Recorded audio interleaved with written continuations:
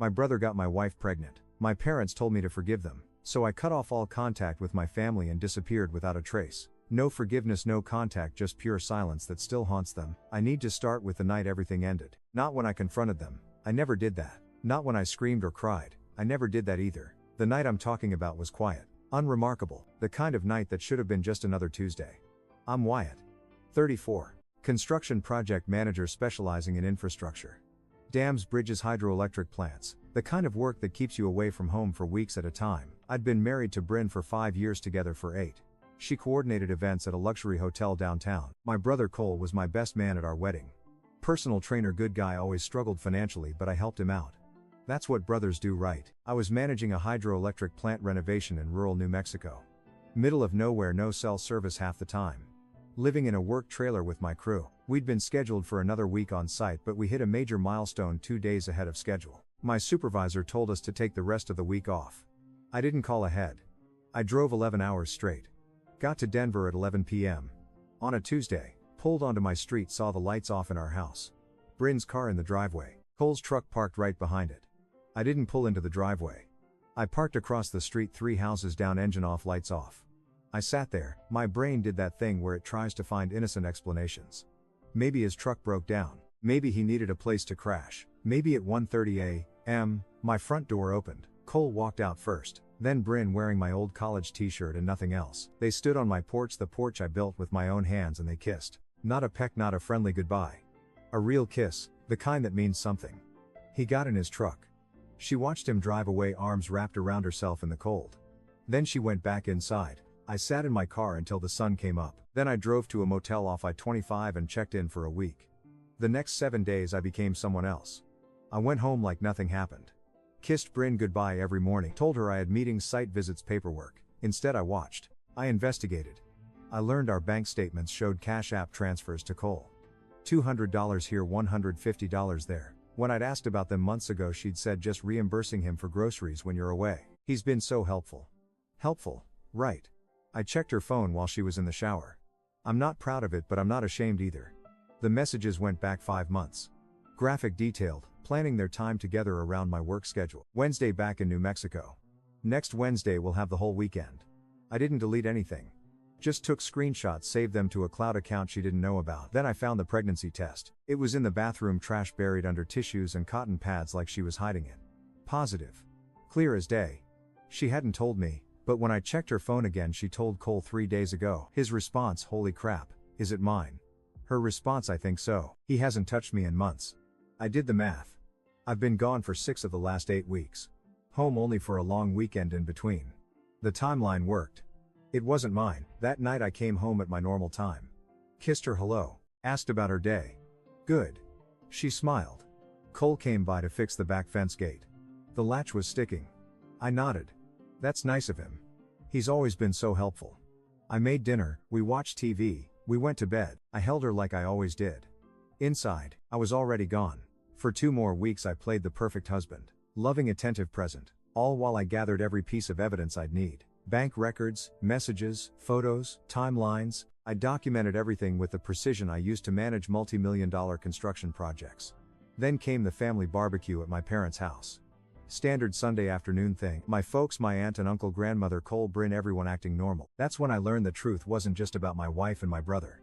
I didn't scream, didn't accuse. I played the loving husband for 2 more weeks while I gathered every piece of evidence I'd need. Then I went to a family barbecue at my parents' house. That's when I learned it wasn't just them, it was everyone. Sunday afternoon at my parents' place. Standard barbecue. Dad manning the grill. Mom fussing over side dishes. My grandmother holding court in her lawn chair. My aunt and uncle brought potato salad. Cole showed up with beer. Bryn wore a sundress that hid the early pregnancy she still hadn't told me about. Everyone acted normal. I watched. That's what I'd become good at, watching. Cole and Bryn were careful. They didn't stand too close. Didn't talk directly to each other much, but I saw it. The quick glances when they thought no one was looking. The way they positioned themselves in the same general area of the yard like magnets that couldn't help but drift toward each other. What made my stomach turn wasn't them. It was everyone else. My mother watched them too. So did my aunt. So did my father. And they weren't shocked or confused. They were monitoring like parents watching toddlers, making sure they behaved. They knew. I decided to test it. Hey Dad, I said, beer in hand, casual as Sunday afternoon. Looks like the New Mexico project might extend another 6 months. They want me to oversee the next phase. Great money. My mother's face fell. Actual visible distress. Oh honey, she said, is that really necessary? You're away so much already. Bryn shifted on her feet staring at her plate. Cole suddenly found his phone fascinating. My father sat down his spatula. Wyatt, can we talk inside for a minute? Sure. The kitchen. My father, mother, and aunt. They closed the door behind us like I was about to get grounded. Dad spoke first. Son, we need to discuss something. I waited. Mom folded her hands. We know you've been working so hard and we're so proud of you, but Bryn's been struggling being alone so much. I said nothing. My aunt jumped in. Cole's been helping her around the house. And well, Dad cleared his throat. They've gotten close. Too close. We've talked to them both. It's over now. But he glanced at Mom. Bryn's pregnant. I kept my face blank. Congratulations. Wyatt, when's she due? They exchanged looks. Mom answered November. I calculated silently. 8 months from now. I've been gone most of the last 2 months. Dad continued. Look, there's a chance. We don't know for sure, but there's a chance it might be Cole's. A chance, I repeated. Flat empty. Mom reached for my hand. I didn't pull away, but I didn't squeeze back either. They made a mistake. A terrible mistake. But they've ended it. And that baby, whether it's yours or your brother's, it's family. We need to handle this together as a family. The door opened. My grandmother walked in, oblivious to the tension. Oh good. You told him, she said, patting my shoulder. Wyatt, sweetheart, these things happen. Your grandfather and I went through something similar in our early years. You worked through it. That's what family does. That's when it crystallized. They'd known before this conversation. They discussed it among themselves, made decisions, planned this intervention, decided how to handle me. My family had held meetings about my life, my marriage, my brother's betrayal, and I wasn't invited. I need some air, I said. I walked outside, sat on the porch steps. Cole followed within 30 seconds. Hey man. He sat next to me, keeping distance. I know Dad talked to you. I just want to say, I stood up. I'm heading out. Long drive back to the motel near the site. He blinked. You're not staying for dinner? No. I walked to my truck. Bryn materialized beside me in the driveway. Wyatt, can we talk when you get back? Sure. I got in, started the engine. In my rear view mirror they all stood there. My parents, my brother, my wife, my extended family, watching me drive away, probably thinking I needed time to cool off to process that I'd come around. They had no idea. I drove straight to Taryn's house. He'd been my roommate in college. Went to law school while I went into construction. Trust and estate attorney now. Good guy. Honest. Most importantly, he wasn't family. It was 6 p.m. on a Sunday, but this couldn't wait. He answered the door in sweatpants, holding a beer. Took one look at my face. What happened? I need a lawyer, I said. And I need to disappear. I sat at his kitchen table and laid it all out. Every piece of evidence, the screenshots, the bank statements, the timeline, the pregnancy, the family barbecue intervention. Terrence read through everything, his jaw tightening with each page. Jesus, Wyatt, what are my options? He pulled up documents on his laptop. Property records, bank account agreements, car titles. The house is solely in your name. You bought it before marriage. The joint savings account is mostly your deposit. Legally, you can liquidate everything that's yours. He looked up. You want to burn it all down? No, I said, I want to disappear completely, and I want to make sure that when I'm gone they feel every consequence of what they did. Terrence leaned back. How far are you willing to go? As far as the law allows. He was quiet for a moment. Then he opened a fresh document on his screen. Okay, he said, here's what we're going to do. I didn't yell, didn't make a scene at that barbecue. I just listened, nodded, left, and in that silence I made a decision. None of them would ever see me again. But first I'd make sure they felt every consequence of what they'd done. They wanted me to work through it as a family. Perfect. They'd have plenty of time to work through my absence. Monday morning I didn't drive back to New Mexico. I called my supervisor. Family emergency. Need to use some vacation time. How long? 6 weeks. I had 8 weeks saved up. Never took time off. Always the reliable one. Take what you need. Wyatt. Family first. If he only knew. I texted Bryn. Project extended. Won't be home for a month. Love you. She replied within seconds. Miss you already. Red heart emoji. I didn't respond. Terrence had everything ready by Tuesday. We met at his office, not his house. This was business now. He slid documents across his desk. House deed. Your name only. You bought it 3 years before you married her. Can she claim any of it? Not in this state. It's separate property. You renovated it. You maintained it. You paid the mortgage. It's yours. Next document. Joint savings account. Current balance $142,000. Your deposits account for 87% of that total. I can take it all. You're a joint account holder legally. Yes, she could try to fight it in divorce court, but given the adultery and the fact that it's primarily your money, he shrugged. You'll win. Do it. He made notes. Checking account, same situation. Car titles, both vehicles are in your name. Insurance policies, you're the primary holder. I want her off everything. Credit cards, cancel anything where I'm primary. Remove her as authorized user. Terrence looked at me. Really looked at me. You're sure about this? Once we start, there's no going back. I've never been more sure of anything in my life. He nodded slowly. Okay, let's burn it down. Wednesday, I opened a new bank account at a credit union in Colorado Springs. Different city, no branches in Denver. No way anyone I knew would randomly see my name. I transferred $142,000 from the joint savings account. Every dollar. The transfer went through in seconds. Legal, clean, done. Then the checking account, another $18,000, also mine. I called the credit card companies. I need to remove an authorized user, Bryn's name, off every card. Then I canceled the cards entirely. Open new ones at different banks. Car insurance next. I need to remove a vehicle from my policy. Bryn's car, the one in my name that I made payments on. Removed. Policy canceled. I didn't tell her any of this. She had no idea her access to money just evaporated, that the car she drove to work was uninsured, that every credit card in her wallet would decline the next time she swiped. Thursday, I met with a real estate agent in Colorado Springs. Young guy hungry for commission. Didn't know me or anyone in my life. I need to sell fast. Quiet listing. No yard sign. How fast? 30 days or less. He pulled comps in this market with your upgrades. We can do that. List at $650,000. Do it. Friday afternoon, I had an offer. Cash buyer, $635,000. 30-day close. Accept it. I told the agent. I didn't tell Bryn I'd listed our house. I didn't tell her I'd accepted an offer. I didn't tell her she had 30 days before she'd be homeless.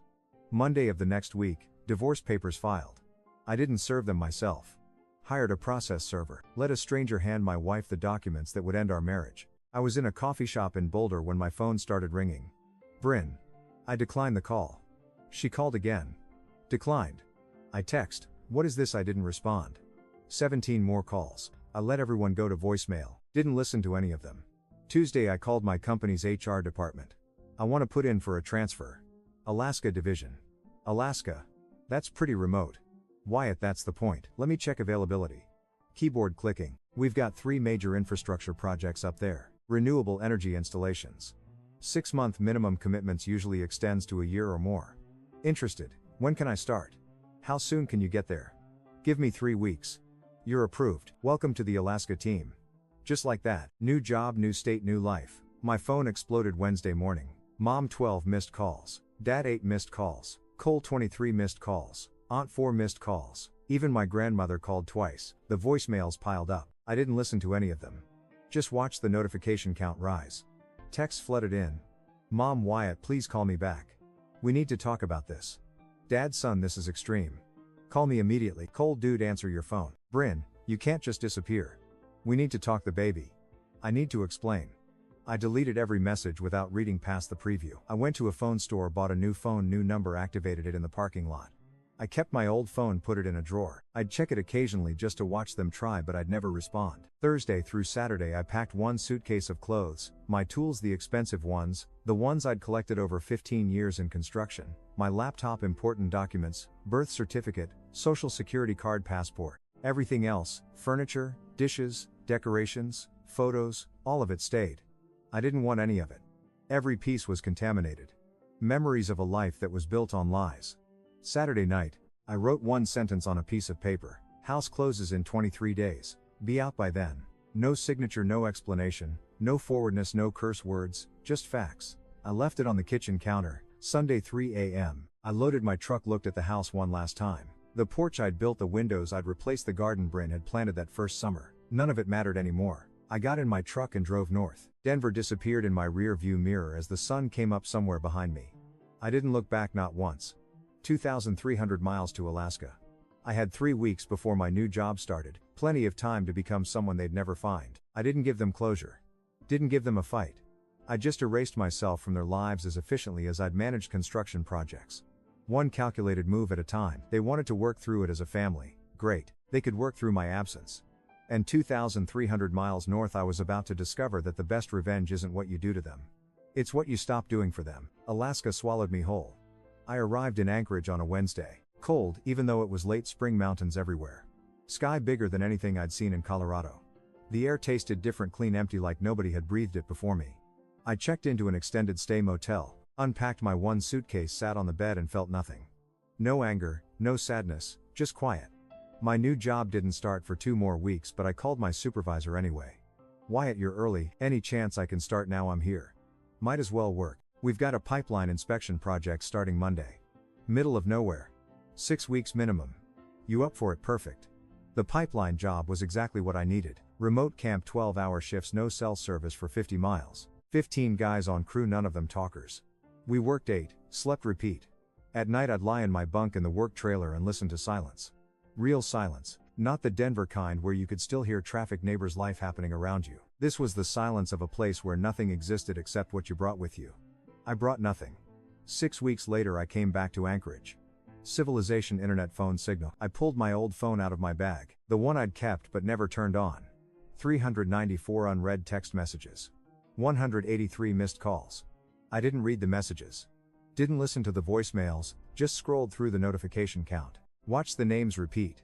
Mom, Dad, Cole, Bryn, and Linda, Uncle Frank. They were still trying. Good. I turned the phone back off. Put it back in the drawer. Terrence called my new number, the only person who had it. Divorce is moving forward. Bryn's lawyer keeps asking for a meeting. My client wants to discuss things in person. What did you tell them? That you're unavailable for in-person meetings. They're pushing back, saying you're being unreasonable. Counter offer, none. You already made your terms clear. She signs or she doesn't. Good. Anything else? The house closed yesterday. She moved out the day before. Your share of the sale is in your new account, $635,000 minus closing costs and my fees. You're looking at about $590,000 net. I felt nothing. That number used to mean something. Now it was just data.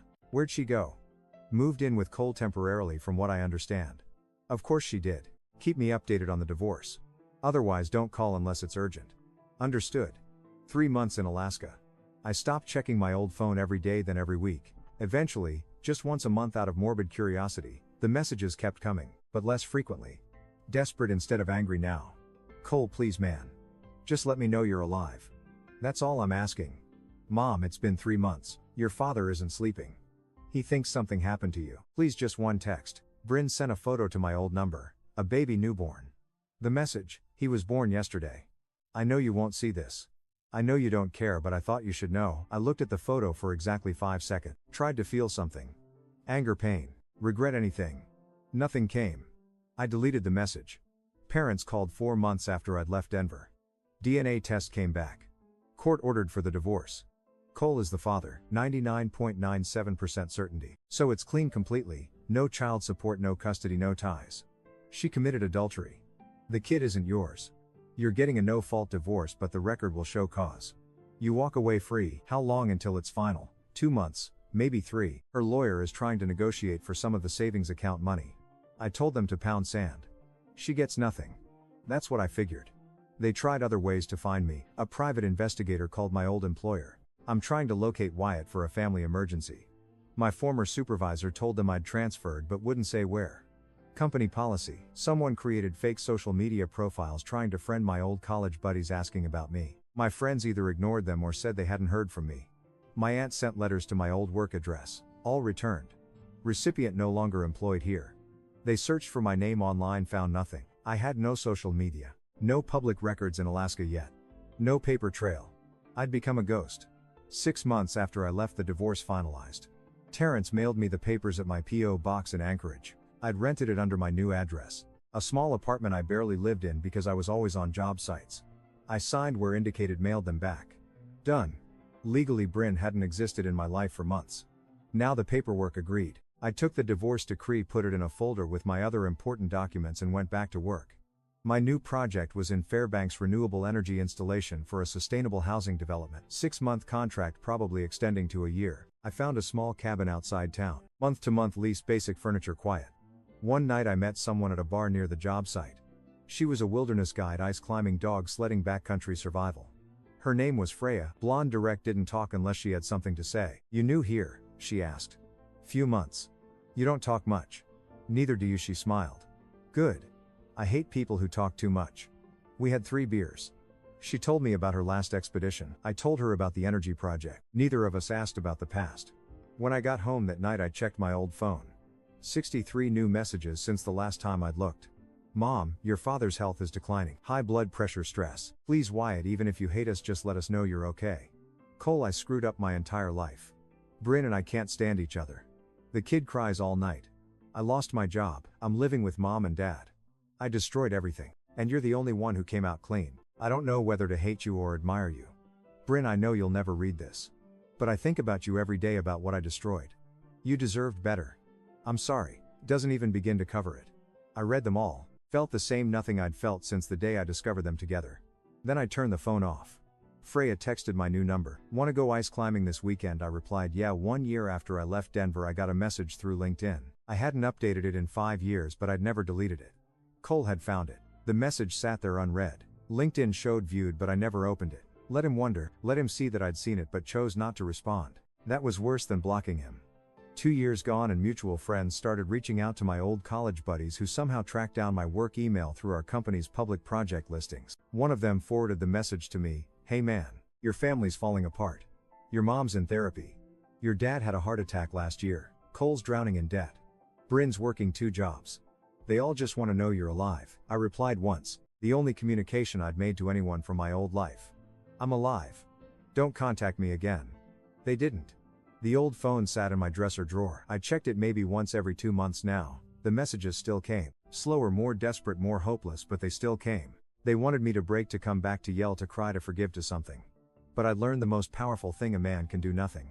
And in doing nothing, I gave them exactly what they deserved. A lifetime of wondering if I was okay, knowing they'd never find out. The silence wasn't punishment. It was peace. My peace. Their prison. 3 years after I left Denver, I bought a house. Small place outside Fairbanks. 2 bedrooms, wood stove, half an acre of nothing. Paid cash. No mortgage, no ties. Freya moved in 6 months later. She didn't ask about my past. I didn't ask about hers. We just existed together honestly, simply, without the weight of history. I made senior project manager, led a team of 12 on renewable energy projects across Alaska. 6 figures benefits. Respect I'd earned, not inherited through family name. Life was good. Simple, quiet. I learned what happened to them through fragments. Terrence still handled my taxes and legal paperwork. Sometimes he'd mention things he'd heard through professional circles. Denver small that way. Your brother's working retail now, he said once during a call about tax documents. Sporting goods store, lost his training certification. I said nothing. Your ex-wife's at a different hotel. Assistant manager, had to take what she could get. Okay. Your parents are not doing well. Your mom's in therapy. Your dad had a heart attack last year. Anything else we need to cover on these tax forms? Terrence paused. No, that's it. Good. The old phone sat in my nightstand now. I checked it every few months when I remembered. Year 3. The messages changed. Less angry, more broken. Bryn. The baby's 2 now. He looks like Cole, but he's stubborn like you were.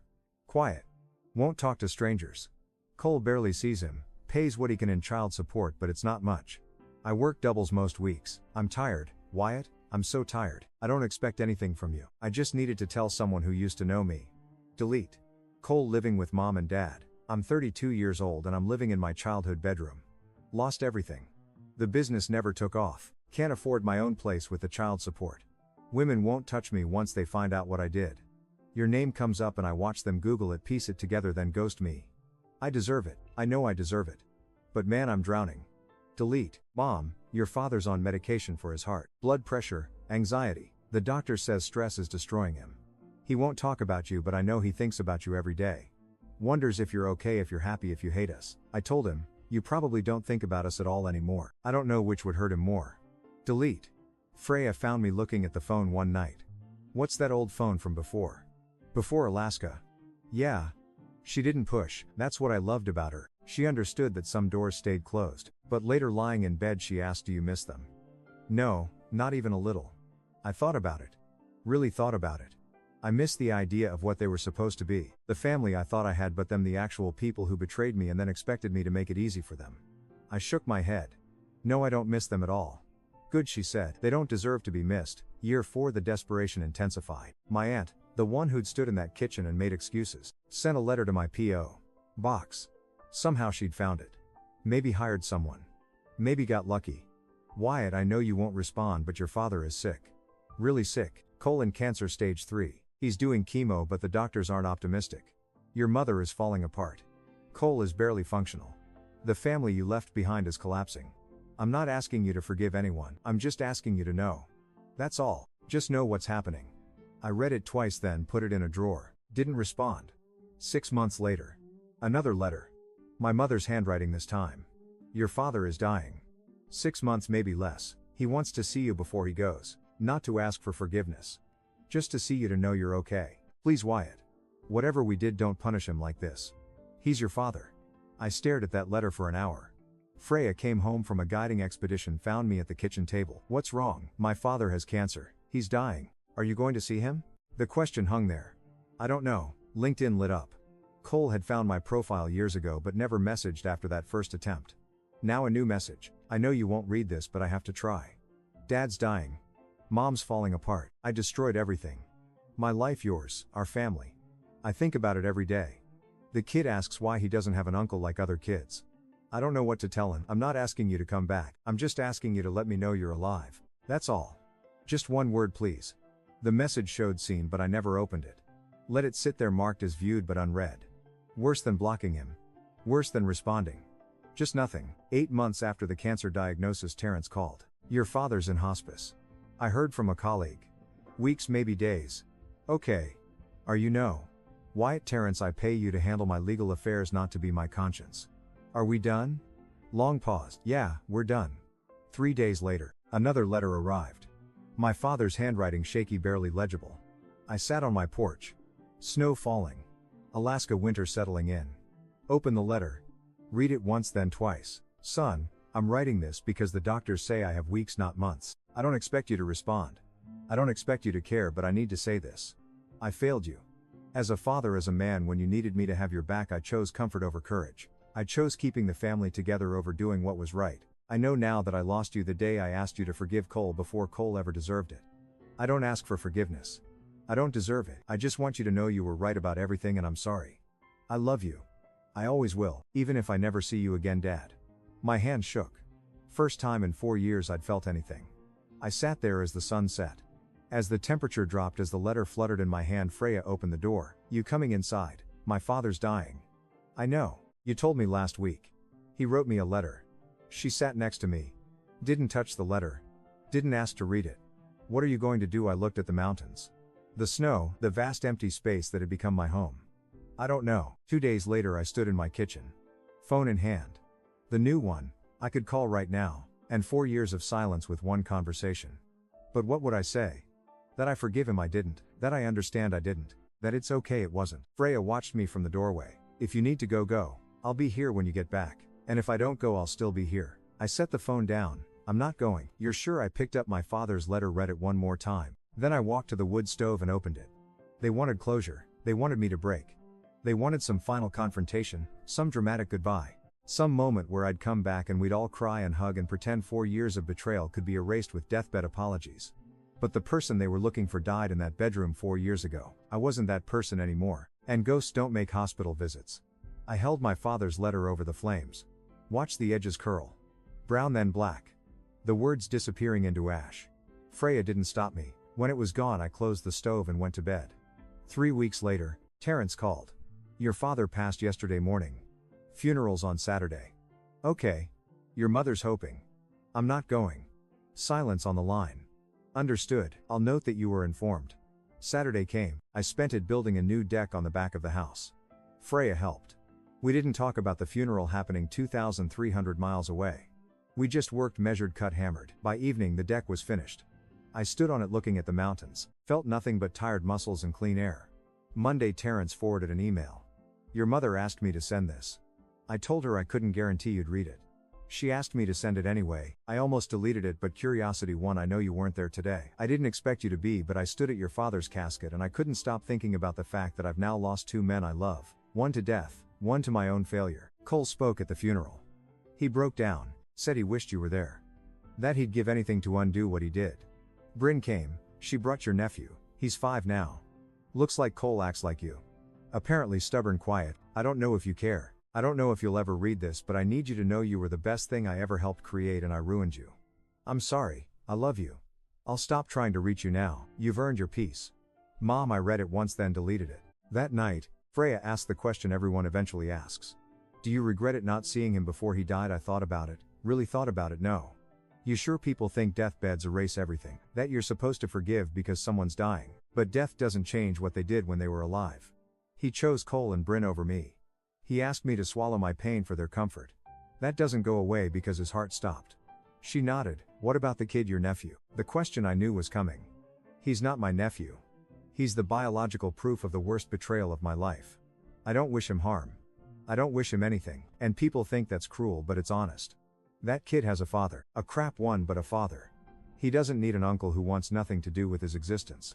Fair enough, 5 years after I left Denver. I'm 39, senior project manager making 6 figures, own my house outright. Freya and I got married last summer. Small ceremony, just us and 2 witnesses.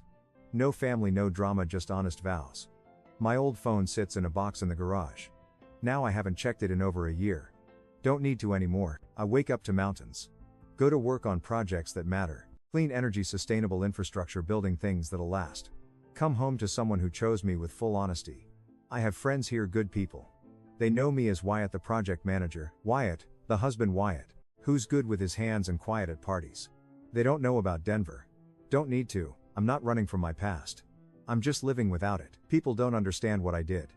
They think I'm heartless, that I should have forgiven. That holding grudges only hurts yourself. But here's what they miss. Forgiveness requires remorse. Real remorse, not I'm sorry you're hurt, but I'm sorry I hurt you, and I understand why you'll never forgive me, and I accept that. They never got there. They didn't apologize for the betrayal. They apologized for getting caught. They didn't feel bad for what they did. They felt bad that there were consequences. They didn't want my forgiveness. They wanted permission to feel better about themselves, and I wouldn't give it to them. The ultimate truth about revenge that nobody tells you. It's not fire, it's not loud, it's not dramatic, it's ice cold, silent, unyielding. I didn't destroy them. I removed myself from their lives so completely that they destroyed themselves trying to fill the void. Every birthday I don't call. Every holiday I don't show up. Every milestone I'm not there for. That's not punishment. That's consequence. They wanted to work through it as a family. So I let them work through my absence.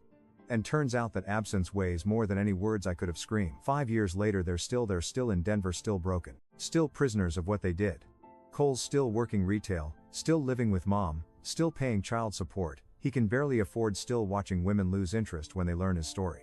Bryn's still working doubles, still raising a kid mostly alone, still carrying the weight of what she destroyed. Mom still in therapy, still grieving 2 losses, her husband to death, her son to consequences, and me. I sleep soundly. I wake up to mountains and clean air. I have a partner who chose me without lies. I have work that fulfills me. I have a life without betrayal, without toxins, without chains. They have excuses, guilt, and a broken family held together by shame. I didn't win by destroying them. I won by realizing they weren't worth the energy to destroy. Some people think I'm cold. Maybe I am, but I'm free. And them, they're still prisoners of what they did. They carry that cell everywhere. Every time they see my empty chair at holidays. Every time they explain to someone new why their son or brother doesn't talk to them anymore. Every time they wonder if I'm happy, if I'm okay, if I ever think about them, they'll carry that weight until they die. And the best part, I don't have to do anything to make sure they suffer. They do that themselves every single day just by remembering I existed and chose to exist without them.